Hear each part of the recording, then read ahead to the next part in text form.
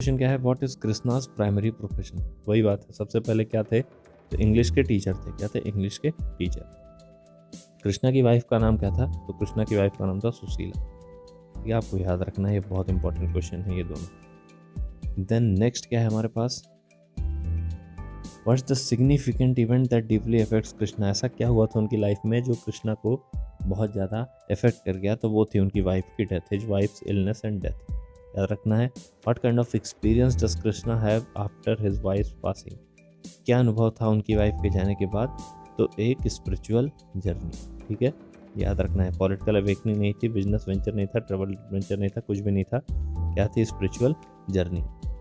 ठीक है, next question देखिएगा, what is recurring theme in the novel. Novel में क्या रिकरिंग थीम है? Political revolution no, industrialization no, spiritualism and after life, economic growth नहीं। Where does Krishna obtain his alarm clock from. तो उन्होंने अपनी अलार्म क्लॉक कहाँ से ली थी?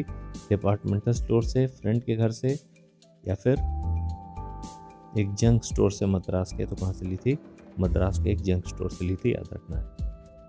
What's the name of the hostel servant. जो हॉस्टल था उनके कॉलेज का, वहाँ के सर्वेंट का नाम था सिंग्राम। कहाँ गया? ये है भाई सिंग्राम।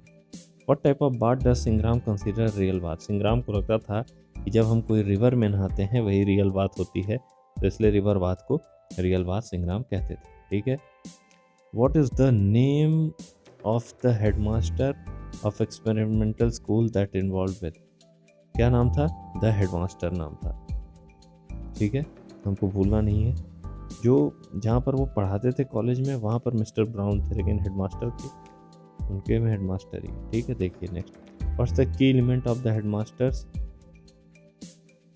Teaching methods. हेडमास्टर्स के टीचिंग मेथड्स के क्या एलिमेंट्स थे? तो उनका था creative and industrialised learning, creative करना चीज़ों को, और जो इंडिविजुअल बच्चों को इंडिविजुअल तरीके से पढ़ाना, वो बहुत इंपॉर्टेंट था। What's the name of the college के प्रिंसिपल का देखिए नाम था मिस्टर ब्राउन, पहले जैसे कि मैंने आपको बताया।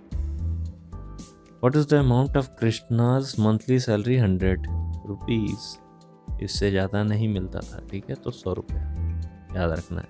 What's the name of the assistant professor of geography. Geography के असिस्टेंट प्रोफेसर थे गजपति, याद रखना है। ठीक है, गोपाल जो है वो मैथ्स में अच्छे थे।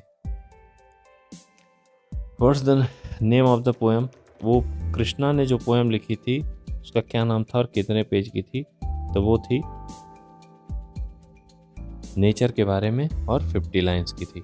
आ गया ये। What's the common task that consumes much of the teachers time. तो सबसे ज़्यादा उनका अटेंडेंस जो है वो टाइम पूरा ले लेता था, तो ये बात आपको याद रखनी है।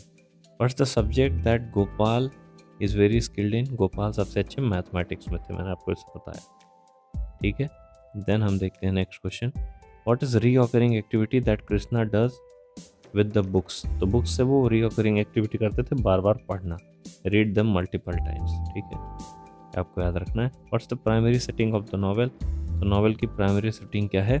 मालगुड़ी की है, और मालगुड़ी ही आर के नारायण के हर कैरेक्टर की सेटिंग होती है।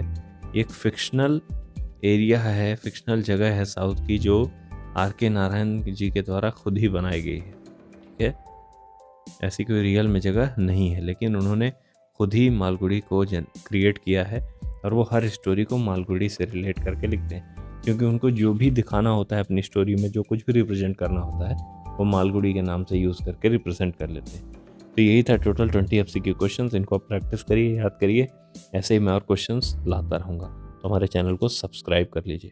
ठीक है, धन्यवाद।